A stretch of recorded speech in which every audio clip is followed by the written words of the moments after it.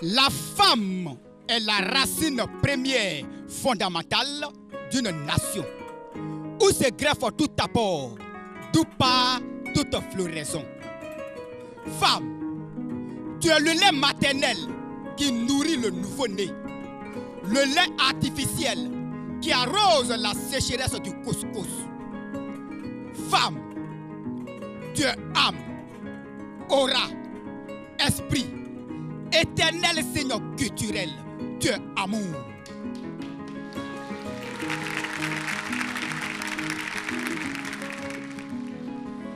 Amour de vie, amour à vie.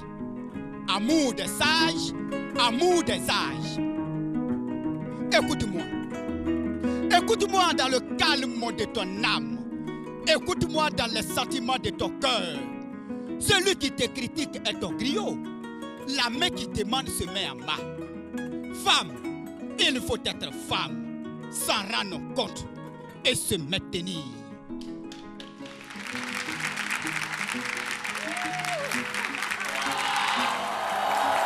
Merci beaucoup, Marie-Ange Emiem, notre actrice du jour. Eh bien, Marie-Ange Emiem est assistante de production à la RTI et mon assistante personnelle. Je trouve que vous avez quand même des talents d'actrice. Hein? Voilà, il va falloir qu'on vous trouve un film où jouer.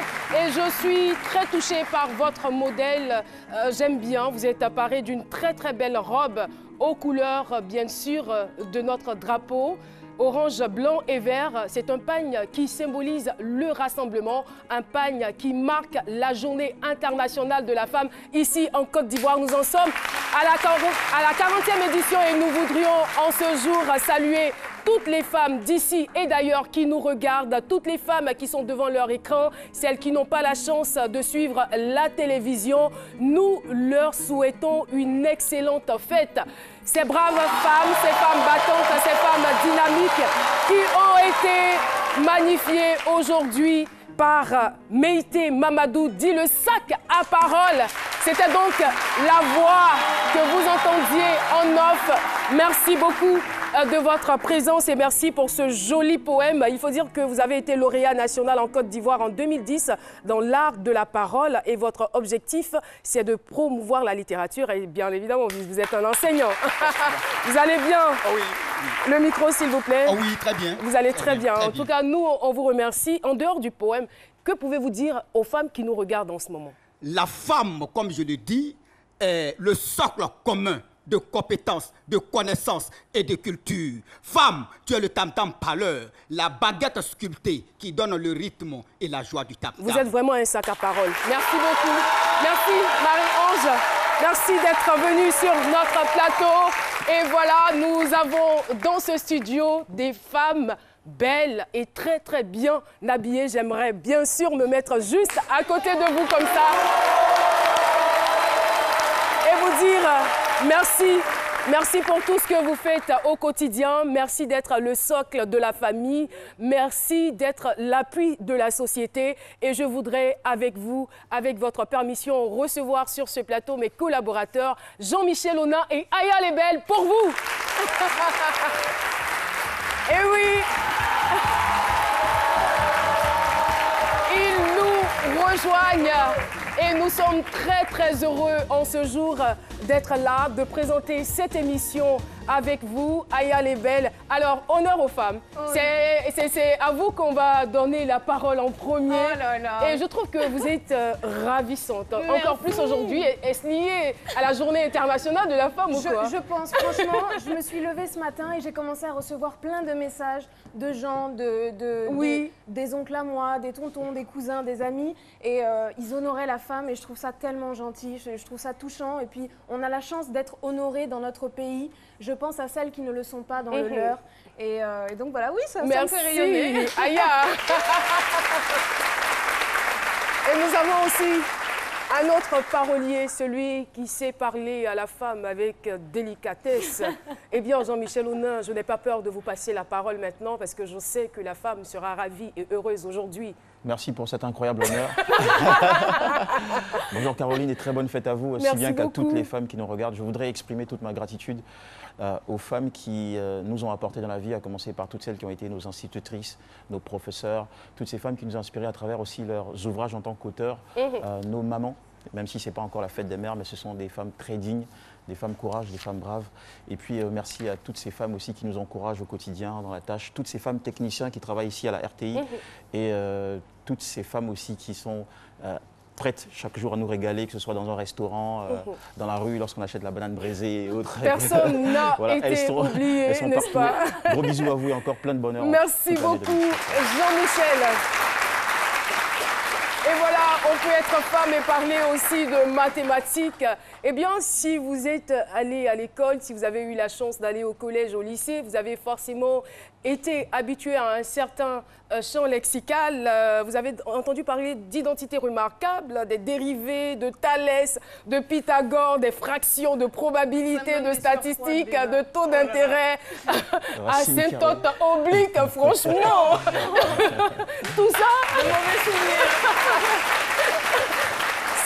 Ça fait peur à bon nombre de personnes, tout simplement parce qu'il y a eu un mythe autour. Et je crois qu'au sorti de cette émission, ce mythe sera brisé. Je suis la première femme professeure de mathématiques de Côte d'Ivoire. Avant de recevoir la première femme professeure de mathématiques de Côte d'Ivoire, nous allons appeler ici, dans ce studio et sur ce plateau, un éminent professeur qui va forcément vous impressionner, Docteur Philo.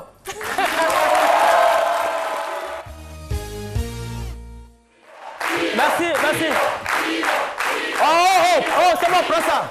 Prends ça là. J'aime les élèves nuls là, qui viennent venir prendre sac des professeurs. Assieds-toi, tu auras 2 tout à l'heure. Voilà, merci. Merci beaucoup. Ça va? Voilà, ça va, merci beaucoup. Ça va, ça va? Oui, bonjour. Les mamans, ça va? D'accord, non, au fait, je suis un professeur. Voilà, merci beaucoup. Voilà. Je suis éminent professeur agrégé, remplacé et humilié des mathématiques. Vous savez, aujourd'hui, j'étais tellement fort en maths, on m'a humilié maintenant aujourd'hui. Et donc, bien entendu, en cette journée qui célèbre la femme, je voudrais, de façon mathématique, dire que une société sans la femme, c'est comme un rectangle sans son périmètre. Oui, évidemment. Oui, une société sans la femme, c'est comme un triangle sans son hypoténuse.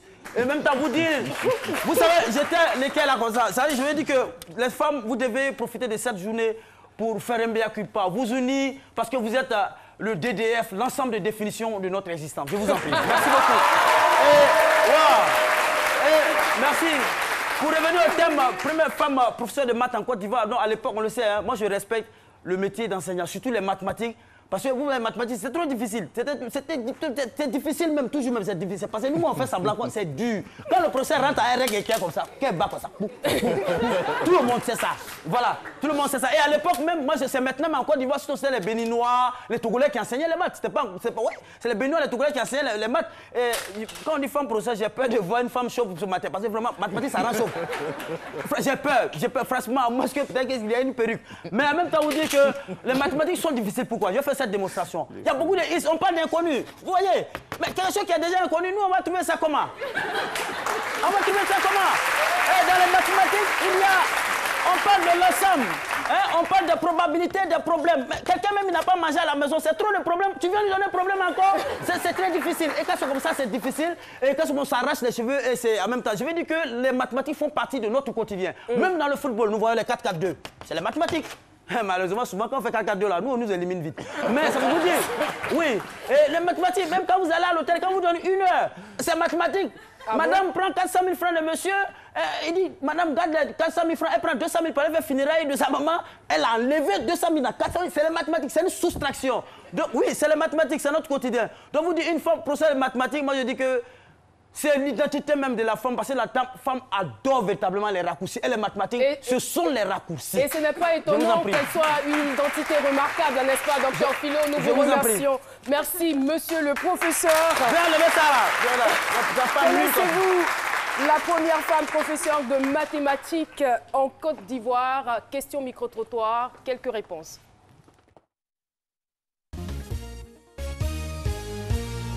La première dame professeure de mathématiques, vraiment ça je ne peux pas mentir, je ne la connais pas. Il faudrait que je sois clair, je ne la connais pas. Non, je ne la connais pas. Non, je ne la connais pas. Une femme qui a été professeure de maths en Côte d'Ivoire, je ne la connais pas. Non, je ne la connais pas. Non, je ne connais pas la première femme de mathématiques en Côte d'Ivoire. Oui, je crois bien que c'est Madame Joséphine Ouandja. Oh, les enfants même en parlent dans les livres d'anglais. Joséphine Ouandja, Isaac Sefou. Non, moi je ne la connais pas. Mais je sais qu'il y a des femmes professeurs de mathématiques. Et c'est qu'elle a dû travailler fort pour être la première femme de mathématiques.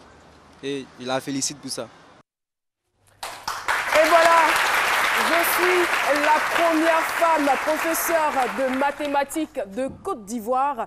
Nous allons dans quelques instants lire la forme contractée de sa biographie, mais avant, il est important qu'on puisse se lever pour l'accueillir. Joséphine Guidi Ouandja est avec nous dans ce studio. Eh bien, ça c'est le off des off. Et bien sûr, c'est du gros. Nous avons la chance et le bonheur d'avoir sur ce plateau en invité témoin cette figure de proue en cette journée internationale de la femme. Je pense qu'on n'aurait pas fait mieux. Merci beaucoup à vous d'être sur notre plateau. Et je le disais, votre biographie, ce ne sera pas une bio décalée, non pas du tout, mais plutôt une biographie contractée. Première femme africaine agrégée et docteur d'État en sciences mathématiques. Première femme ivoirienne professeure des universités en sciences mathématiques en Côte d'Ivoire. Première femme ivoirienne directeur de cabinet de ministre en Côte d'Ivoire. Première femme ivoirienne directeur de cabinet successivement de 3 ministres en Côte d'Ivoire. Commandeur dans l'ordre du mérite de l'éducation nationale de Côte d'Ivoire. Commandeur dans l'ordre national de Côte d'Ivoire. Officier des palmes académiques françaises. Première femme africaine membre du Conseil de l'Université des Nations Unies à Tokyo, au Japon. Première femme africaine membre du Conseil consultatif des Nations Unies pour la science et la technologie au service du développement à New York. Ambassadrice de la Commission Femmes et Mathématiques de l'Union internationale des mathématiques, membre fondateur de l'Association des femmes mathématiques africaines à Cape Town, Afrique du Sud, coordinatrice des femmes mathématiciennes de l'Afrique de l'Ouest, membre de plusieurs sociétés savantes, femmes et mathématiques en France, Société mathématique française, femmes mathématiques africaines, auteur de plusieurs ouvrages de vulgarisation des mathématiques, et je préfère m'arrêter là. Et je vous avoue que pendant toute une heure, on pourrait égrener son parcours, son palmarès sans s'ennuyer. Ça, je le dis, c'est la forme contractée, je vous le rappelle. Madame Joséphine Ouandja, nous sommes très heureux et très honorés de vous recevoir sur ce plateau. On vous a connu très tôt dans les livres d'anglais, Go for English. C'est là qu'on vous a découverte et aujourd'hui, vous êtes sur notre plateau. C'est véritablement un honneur pour nous. Il faut dire que vous êtes née en 1945, oui, au Cameroun. Donc, vous êtes sexagénaire. Je n'ai pas entendu d'applaudissements. 70 ans et elle est restée aussi belle, aussi fraîche. C'est vraiment extraordinaire. Et c'est à l'âge de 14 ans que vous allez en France pour vos études. Donc, de la classe de 4e jusqu'au doctorat, vous y êtes resté. Et aujourd'hui, on se rend compte que les mathématiques, c'est toute votre vie. Comment est-ce que vous avez été piquée par ce virus? Caroline, je voudrais d'abord te remercier. Je vous en prie. De m'avoir donné cet honneur de me recevoir dans ta célèbre émission. Oh là là, merci, nous en sommes flattés. On regarde à travers le monde. Je suis fière des jeunes, de nos jeunes filles et jeunes femmes qui se battent comme Caroline, même si ce n'est pas en mathématiques, mais vous faites quand même des mathématiques. En tout cas, vous faites bien de le préciser. Hein. Ce n'est pas du tout en mathématiques. Justement, donc pour revenir à la question, je disais que comment l'amour, la passion des mathématiques est née en vous? La passion des mathématiques... Si on jette un regard bien en arrière, j'ai fait l'école primaire à l'époque coloniale. Et vous savez qu'à l'époque coloniale, les enseignants, la plupart des enseignants étaient des Français. Et j'avais la chance d'avoir que des maîtresses françaises. Et vous savez, l'école primaire, je considère que c'est la porte d'entrée aux mathématiques. C'est là que l'enfant commence les prémices des mathématiques et c'est là que l'enfant commence aussi l'apprentissage de la langue française. Ça veut dire que le français va de pair avec les mathématiques. Lorsque nous n'associons pas ces éléments, on apprend les mathématiques à part, sans bien expliquer à l'enfant, il y a des blocages. Donc, après l'époque coloniale, vous savez que maintenant, c'est chaque pays qui enseigne les mathématiques. L'enfant va à l'école avec 3 langues. Il y a d'abord sa langue maternelle. Elle vient à l'école, elle affronte les mathématiques, qui est une langue parlée dans un langage d'enseignement qui est le français. Donc l'enfant se trouve face à 3 langues, alors qu'aucun maître ne peut, disons, monopoliser les 3 langues pour expliquer à l'enfant. D'où nos difficultés. Moi, je n'ai donc pas eu cette difficulté-là. Vous parlez de l'enfance, est-ce à dire que c'est déjà dès votre tendre enfance que vous avez été piqué par ce virus? Disons que j'aimais calculer. Vous savez, quand les calculs, quand vous allez à l'école, que papa dit, bon, ben, si vous avez une bonne moyenne, je vous donne 10 francs. Si vous avez une bonne moyenne, vous multipliez, je multiplie aussi. Alors là, ça vous donne des coups, ça vous donne des bouts. Et à l'époque primaire, c'était surtout les calculs. Hein? Maman t'envoie au marché avec 10 francs, tu dois acheter ça, combien tu vas ramener. Surtout, ne fais pas faire d'erreur parce que la maman, elle va te demander où est parti le reste d'argent. Et à cette époque, est-ce qu'il y avait des femmes enseignantes de mathématiques? Oui, mais disons que c'était des femmes françaises. D'accord. C'était des femmes françaises dont elles nous enseignaient dans leur langue qu'elles maîtrisent. Donc elles ont le temps de bien expliquer en détail les choses, d'ouvrir votre esprit. Alors que nous enseignons en français ce que nous ne maîtrisons pas toujours. Donc il faut être dans un environnement de quelqu'un qui maîtrise le français avant d'enseigner les mathématiques. Il y a des mots qui sont à la fois en mathématiques et en français, qui ne veulent pas dire la même chose. Donc ça va de pair, en fait. Oui. Ça va de pair. Ça va de pair. Disons que si vous avez un bon prof de maths qui maîtrise le français, alors ça va aller. Mais on a constaté, hein, je ne sais pas pour votre époque, mais on a constaté que les professeurs de mathématiques mettaient un certain mythe autour de cette matière, qui la rendait pratiquement accessible à un bon nombre de personnes et particulièrement aux femmes. Ben, pas les profs de inaccessible, je veux dire. Pas les profs de maths. J'ai eu la chance de n'avoir que des profs de maths femmes. Du primaire jusqu'en terminale. Et ça croire que c'est plus facile de comprendre les mathématiques lorsqu'elles sont enseignées par une femme? Oui, les femmes sont très méticuleuses. Elles sont très soucieuses de transmettre la connaissance. Vous le dites en toute objectivité, hein, pas parce que vous êtes une femme? Non, non, pas du tout. Parce que la femme, c'est de naissance, hein, qu'elle est comme ça. Elle est pédagogue parce que c'est elle qui met l'enfant, c'est elle qui lui apprend les premiers pas, les premiers mots. C'est vous, les femmes. Donc, apprendre, si une femme vient en mathématiques, en tout cas, elle enseigne avec amour. Et ça vous donne le goût d'être mathématicien. Alors,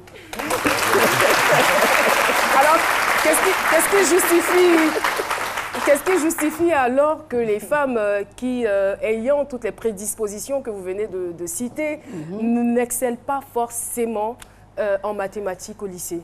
Oui, mais l'enseignement des mathématiques, vous voulez dire? Non, je ne parle pas de l'enseignement des mathématiques, mais plutôt dans l'apprentissage de la matière. Oui, bon, les femmes, disons, femmes comme hommes, hein, si vous avez un très bon prof de maths, il n'y a pas de problème. C'est l'une des conditions. Il faut que le prof de maths, il est disponible. Ce n'est pas celui qui va mystifier les mathématiques. La femme n'a jamais su mystifier quelque chose. Donc... Ah bon? Philo n'est pas d'accord? Je ne suis pas d'accord. Moi, je me rappelle, en 3e, on a remplacé mon professeur de maths femme par un homme parce qu'on disait qu'elle était très nerveuse, elle trouvait les choses tellement logiques. Oui, évidemment, elle est nerveuse. Quand tu ne trouves pas, c'est... Non, c'est nerveuse. On l'a remplacé. On l'a vite remplacé. Bon, je suis pas d'accord. J'aurais cru si ça venait d'une autre personne, mais de vous, franchement, je doute. Hein. Comme en mathématiques, il y a des probabilités, vous êtes tombé sur la mauvaise Alors, Madame Mwanja, je me pose cette question. En fait, j'ai regardé un documentaire dans lequel les scientifiques essayaient de nous faire convaincre qu'il y avait une prédisposition naturelle aux mathématiques due à une sorte d'activité d'un hémisphère du cerveau humain. À savoir que certaines personnes sont nées avec un penchant vers les mathématiques ou vers les sciences, pour être plus précis. Est-ce que vous croyez en cette philosophie ou cette logique? Je n'y crois pas. Est-ce que vous seriez de ceux qui sont nés avec un... Non, je n'y crois pas. Parce que c'est la même, cette analyse qui fait qu'on dit que les femmes n'ont pas de prédisposition à faire des mathématiques. Donc il n'y a pas de prédisposition naturelle à faire. Il n'y a pas de prédisposition. Parce que je prends l'exemple pour le fonctionnement du cerveau. Hein. Je prends l'exemple de Tarzan. Vous avez tous lu le livre de Tarzan. Tarzan dans la brousse. Tarzan qui a été adopté par une famille de singes. Voilà, je crois. Et il les a, disons, cette famille d'animal l'a élevé. Et Tarzan se comportait comme un singe.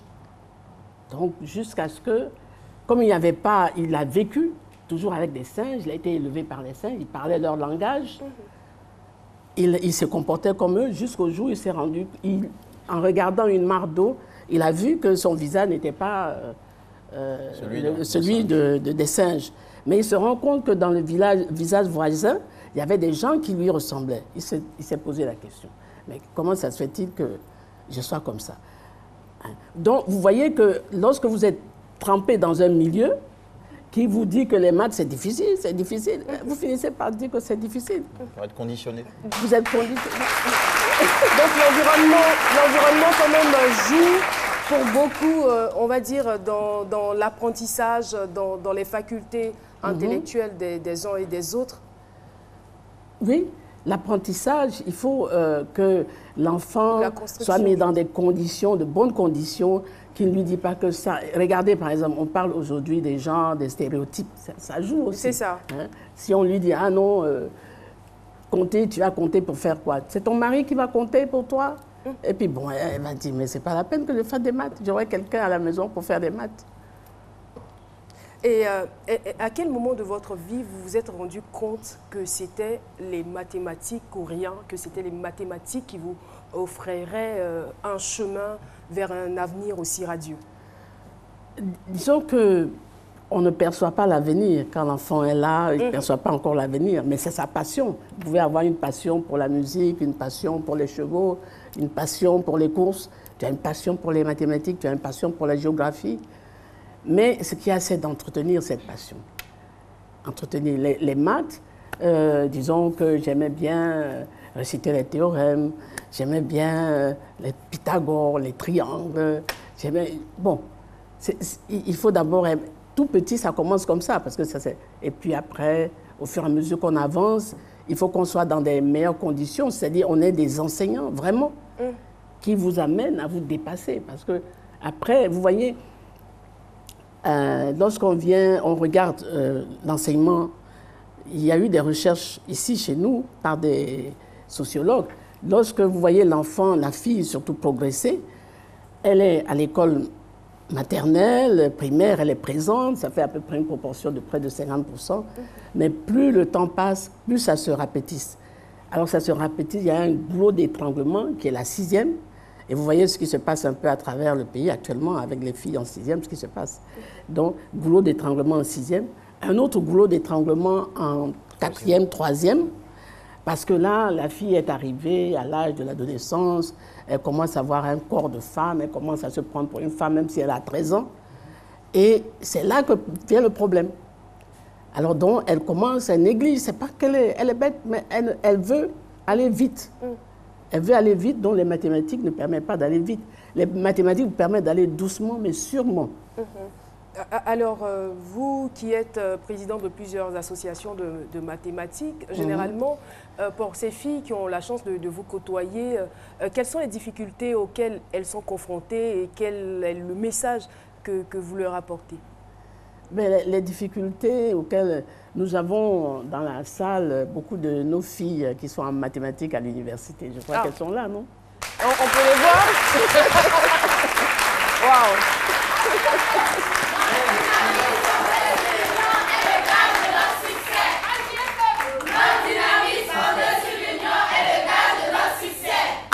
Voilà. Merci beaucoup.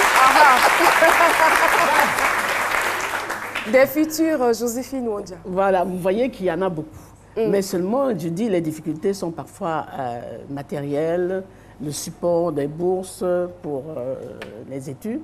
Et je voudrais vous dire que j'ai eu une chance, beaucoup de chance dans ma vie aussi.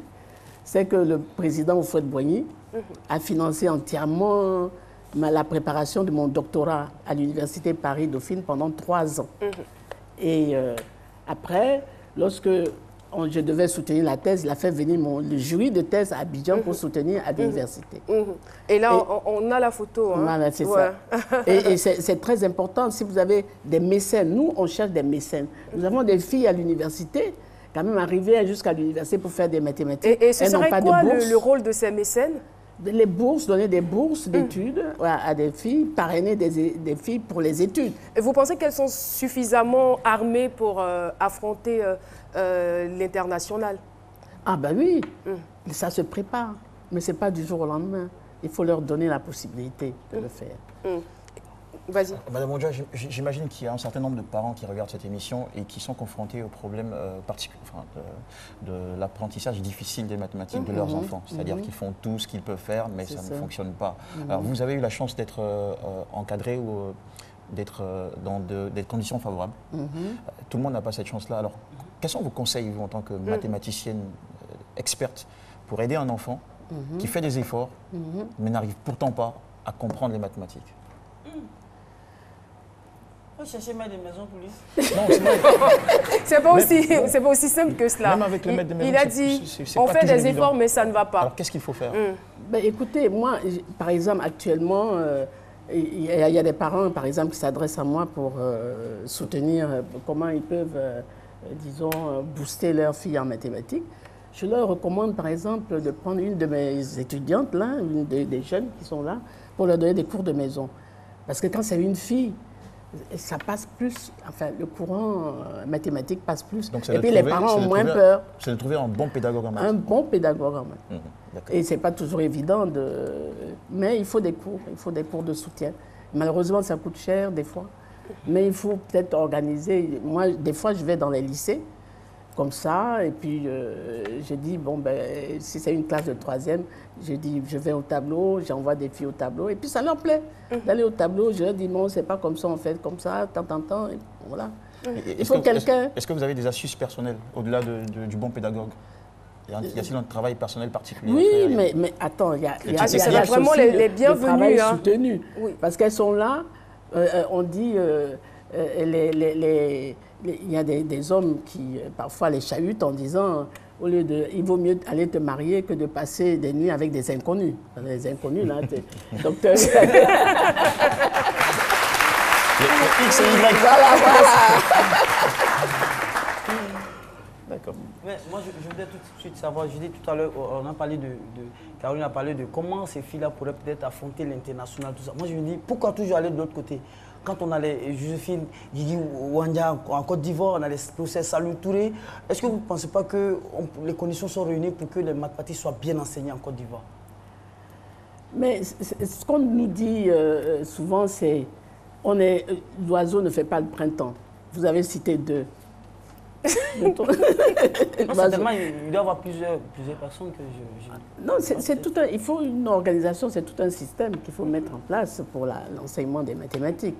Ce n'est pas au niveau d'un individu, c'est au niveau de l'enseignement depuis le primaire jusqu'à l'université, comment enseigner les mathématiques de manière à ce que ce soit palpable. Moi, je prends, par exemple, on nous reproche souvent que l'enseignement des mathématiques est un peu vaseux dans notre système. Parce que dans le système anglophone, l'enseignement des mathématiques, c'est très pratique. C'est un peu ce qui se passait à l'école primaire. C'est très pratique. Alors, quand on vous dit un rectangle, ben, il vous met votre tableau, là, il dit, bon, ça, c'est un rectangle. Ceci, on appelle le côté, la largeur. Ceci, on appelle la longueur. Et là, c'est la diagonale, et etc. L'enfant voit. Et si vous dessinez, il y en a qui n'ont pas la mémoire de dessin, mais il y a beaucoup qui ont la mémoire visuelle des choses concrètes et qui restent dans la mémoire. Avant d'extrapoler soit X, soit un espace R avec des bases, bon, ben là, il faut que vous soyez déjà dans le plan. Qu'est-ce que c'est un plan? Ben voilà, voici un plan. Étendez à l'infini, vous trouvez un plan. C'est une table à l'infini. Alors, nous sommes au thème de notre entretien. On aurait voulu poursuivre avec vous.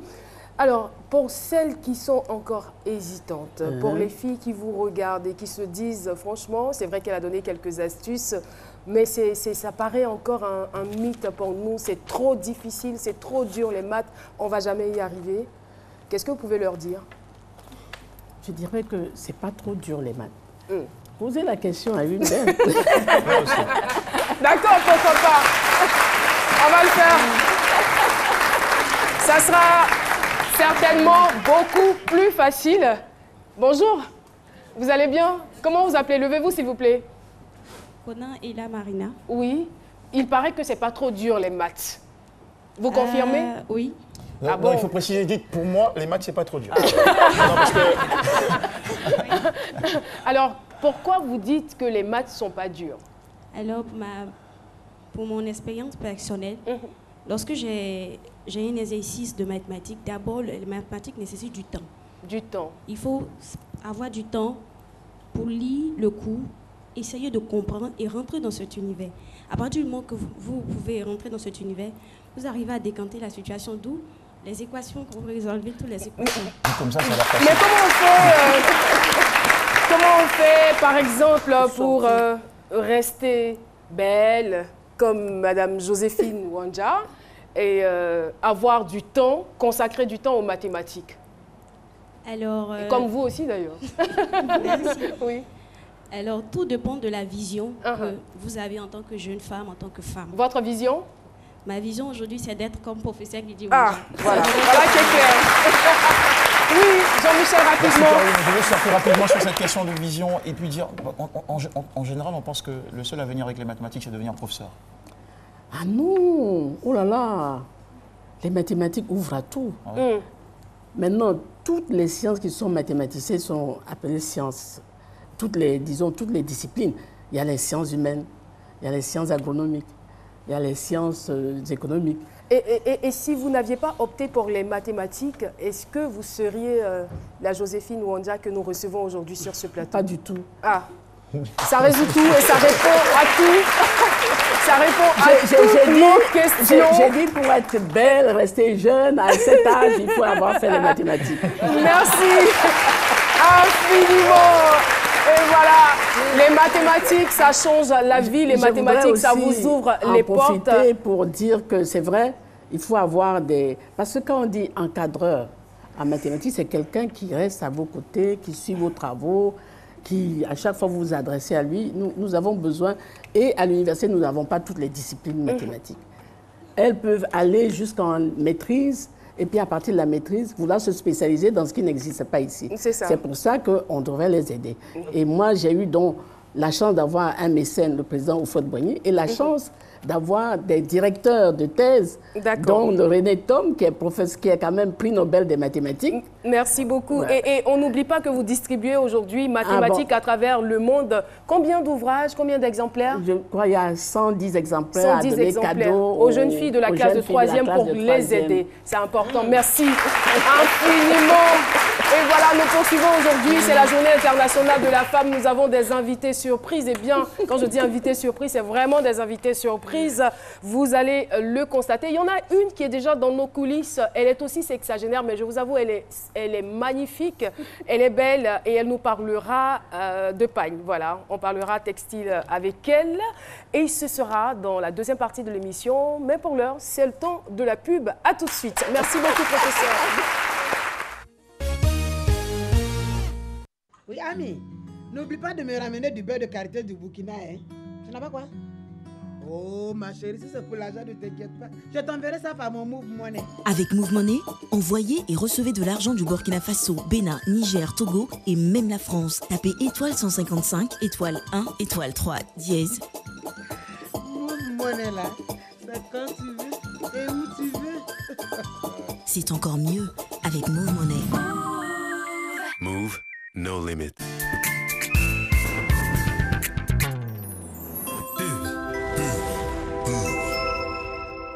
Collection artistique. Ce sont de vraies œuvres d'art qui sont sorties de l'imagination de nos designers, inspirées par les couleurs et les formes qui les entourent. Pour vous, ils ont créé des dessins chatoyants et des couleurs vibrantes qu'on a envie de porter. Retrouvez un souffle d'amour avec ces couples stylés qui ont joué le jeu d'une séance photo rétro et découvrez ces dames artistes aussi talentueuses les unes que les autres dans votre nouveau magazine 30. Collection artistique disponible dans le réseau de boutiques habituelles. Anywax révèle l'élégance africaine. Allez, debout les enfants! C'est pas toujours facile de les réveiller le matin. Mais il y a quelque chose qu'ils ont plaisir à trouver quand ils se lèvent. Nutella s'étale merveilleusement sur le pain avec son goût unique et délicieux de noisettes soigneusement sélectionnées et de cacao.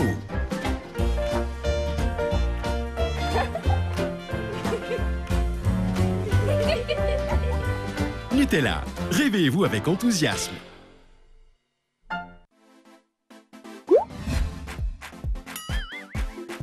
Comment réaliser des économies d'énergie?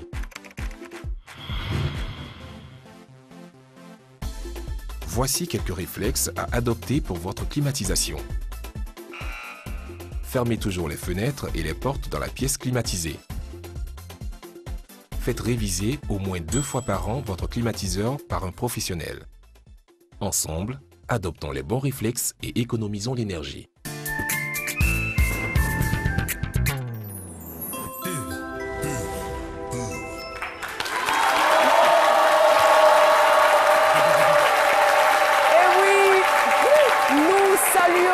Particulièrement toutes ces braves femmes de la RTI et nous avons une mention spéciale pour cette brave réalisatrice, Madame Dekao Jeanne Faelou.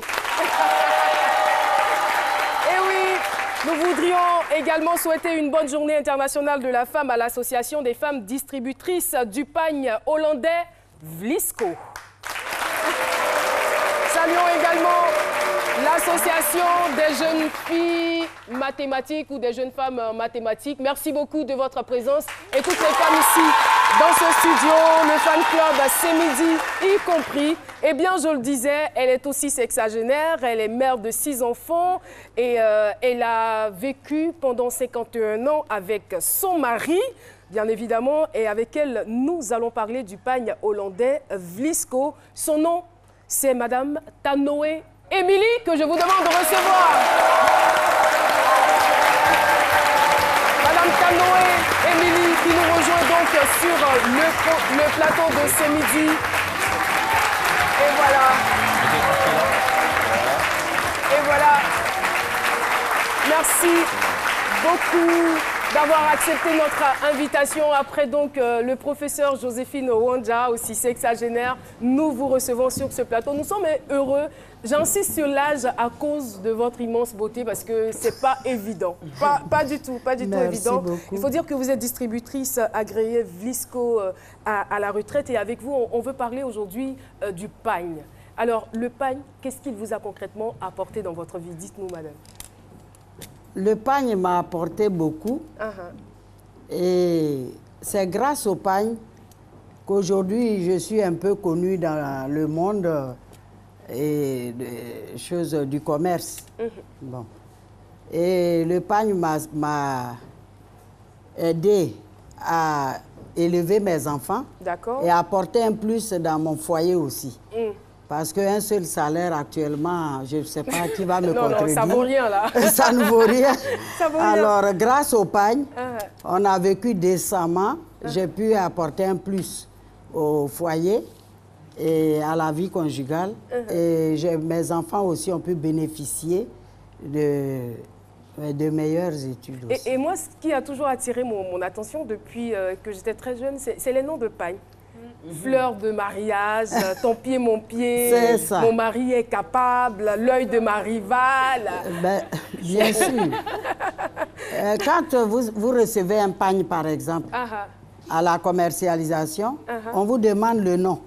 Vous êtes obligé, même si vous n'avez pas, c'est pas venu avec un nom, vous êtes obligé d'inventer selon le motif qu'il y a dans le pagne. Et vous êtes obligé de donner un nom pour faire marcher le pagne. Ça change la donne. Hein? Voilà, ça change beaucoup. Et ce pagne qui est peut-être, comme on dit, qui dort dans le magasin, brusquement, vous voyez les gens qui viennent demander, je veux fleur de mariage. C'est ça, fleur de mariage. Ça, c'est mon mari est capable. Voilà, mon mari est capable. Ouais, j'adore ce pagne. Voilà. Voilà. Et ça? Et ça, le achiri, ça veut dire le dos de la tortue. Vous allez à la boutique et vous dites, je cherche achiri. Et puis, bassam, communément appelé bassam, parce que, vous savez, nos mamans, à Caen, là, les Nzema et autres, là, et les Ghanéennes, là, elles avaient toutes ces classiques-là dans leur malle, dans leur cantine. Parce que quand elles décèdent, par exemple, on veut pas, quand on constate qu'elles n'ont pas de pagne à thème comme ça dans leur chose, dans leur malle, c'est un déshonneur. C'est ça. Donc, par exemple, il y a Donko que vous avez touché. Il y a Donko. Qui était porté par les princesses Ashanti. C'est le nom d'une princesse Ashanti, par exemple, qui est... Aujourd'hui, avec le modernisme, est-ce que vous croyez vraiment en l'avenir du pagne? Ah, ben, bien sûr. Ouais. Le pagne, ça va rester immortel. Parce qu'on est venu trouver, on va laisser pour partir, comme on dit communément. Alors, vous voyez le diapo, là, vous voyez Bobo Douma, ce qui rappelle... Bobo Douma, ce qui rappelle les dessins, les motifs qu'on trouve sur la panthère, par exemple. Voilà. En tout cas, on vous remercie d'être venu éclairer notre lanterne sur le pagne. Et je voudrais donc remercier Vlisco qui m'a habillé dans ce joli pagne. Bon appétit, bon appétit, c'est bien cela. Bon appétit à vous, chers téléspectateurs, n'est-ce pas? Mais attendez quand même que l'émission finisse avant de manger. D'accord, il n'y a pas de souci. Avant de passer à table, merci infiniment. Je rappelle que vous êtes distributrice agréée Vlisco à la retraite. Merci infiniment d'être passé. Très bonne journée internationale de la femme à vous. Avec votre permission, on dirait votre fille. Aya, elle est belle. Ouais, voilà. C'est ça. On va lui passer la parole pour sa chronique. On a encore d'autres invités. Merci infiniment. D'accord, merci beaucoup.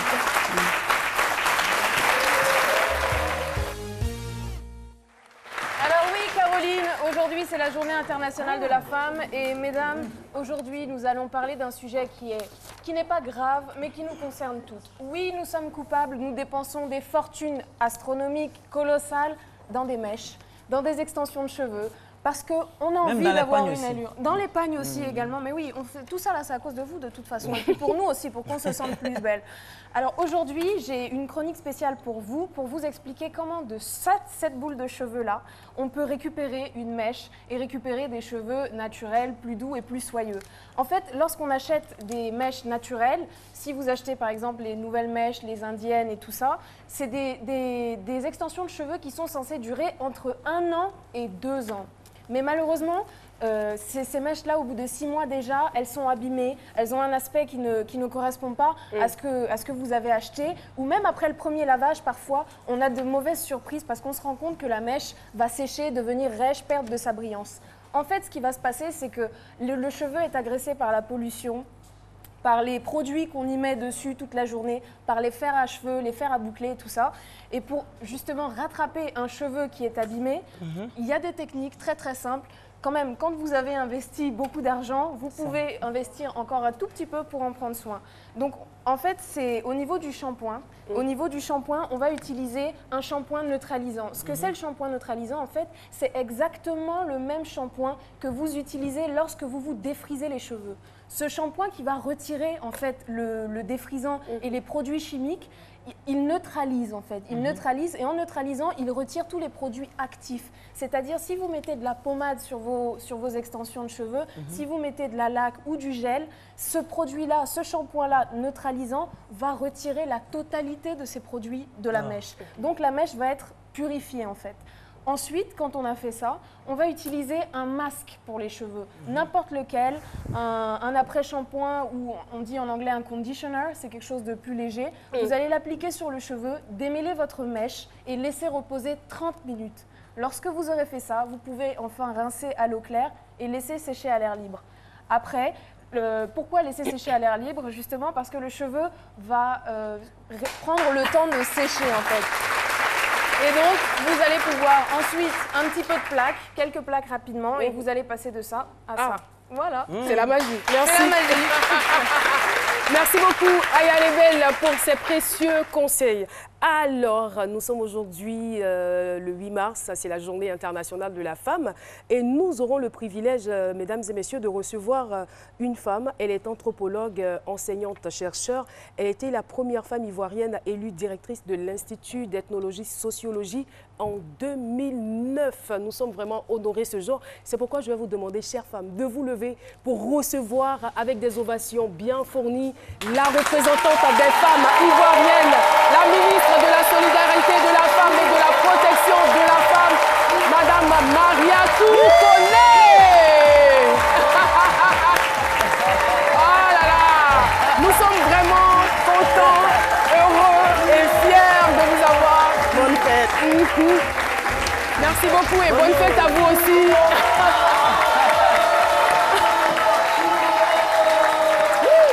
Et voilà, et malgré son emploi du temps hyper chargé, elle a quand même tenu à venir s'adresser aujourd'hui aux femmes. Bienvenue sur le plateau de ce midi. La parole vous revient. Je suis heureuse d'être avec vous ce midi. Nous, on est surpris. À ce midi. En tout cas, c'est une belle surprise. Et donc, je profite de votre micro donc, pour dire bonne fête à toutes les femmes de Côte d'Ivoire, avec les hommes à nos côtés. Merci. Merci. Et donc, profitez aussi du micro pour inviter toutes les femmes de Côte d'Ivoire avec les hommes à nos côtés à la célébration nationale qui aura lieu vendredi à Azopé. Alors, le thème de cette année, autonomisation économique de la femme. Ouais. À cette célébration, on aura droit à quoi concrètement, Madame la Ministre? Beaucoup d'activités, de la sensibilisation. Nous allons expliquer pourquoi est-ce que la Côte d'Ivoire a besoin d'une autonomisation économique des femmes. Le thème, vous voyez, autonomisation économique de la femme pour une Côte d'Ivoire plus juste et plus équitable. Ça veut dire qu'il faut que les femmes de Côte d'Ivoire prennent part au développement de la Côte d'Ivoire. La Côte d'Ivoire ne peut bouger sans les femmes. Donc, il faut que nous nous investissions tous ensemble, hommes et femmes, pour que nous puissions réaliser cet objectif. Voilà. C'est vrai qu'il n'y a pas très longtemps que vous avez été nommé à la tête de ce ministère, mais est-ce que vous avez déjà eu le temps d'identifier le problème qui empêchait les femmes d'accéder à de hauts postes de responsabilité, à être là où elles devaient être normalement? Il y a beaucoup de choses. Je crois qu'il y a les pesanteurs socioculturels, il y a la volonté politique. Mais pour la Côte d'Ivoire, depuis 2011, la volonté politique y est. Nous venons, en tout cas grâce à son Excellence, Monsieur le Président de la République, d'inscrire la parité dans la Constitution. Et il est question maintenant d'opérationnaliser cette Constitution pour la traduire en loi afin que les femmes et les hommes puissent exercer les mêmes métiers, avoir les mêmes droits. Et je crois qu'on va y parvenir. Et moi, je vous fais confiance. Merci infiniment d'être venu sur le plateau de ce midi. Madame Mariatou Koné, ministre de la solidarité, de la femme et de la protection de la femme. Très bonne fête à vous, avec les hommes à nos côtés y compris, n'est-ce pas? Pour emprunter vos mots. Et c'est avec la pub que nous allons vous dire au revoir, avant bien sûr de boucler la boucle avec Jean-Michel Onin. Lorsqu'ils ont pensé la 4G, ils ont voulu plus rapide.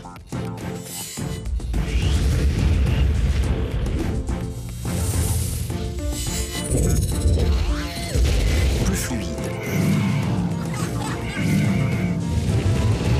Mais aussi plus connecté que jamais. En fait, la 4G de Move, ils l'ont pensé pour chacun de nous. Vivons mieux, vivons connectés, vivons la 4G.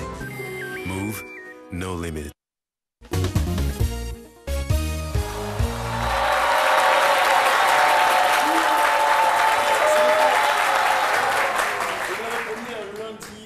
Évoquerions en en détail la série ivoirienne de l'année. Elle a été primée au FESPACO.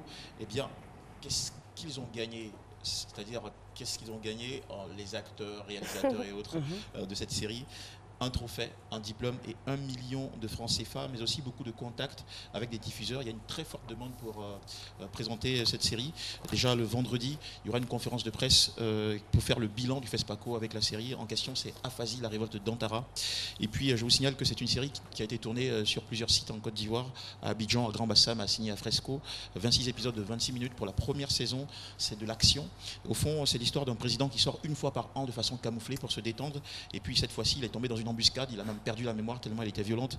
L'agence de contre-espionnage et son aide de camp, qui est la vedette de cette série, entrent en action pour le retrouver. Ils ont 1 semaine pour le faire. Pendant ce temps-là, il y a aussi de potentiels héritiers qui se disputent. Voilà.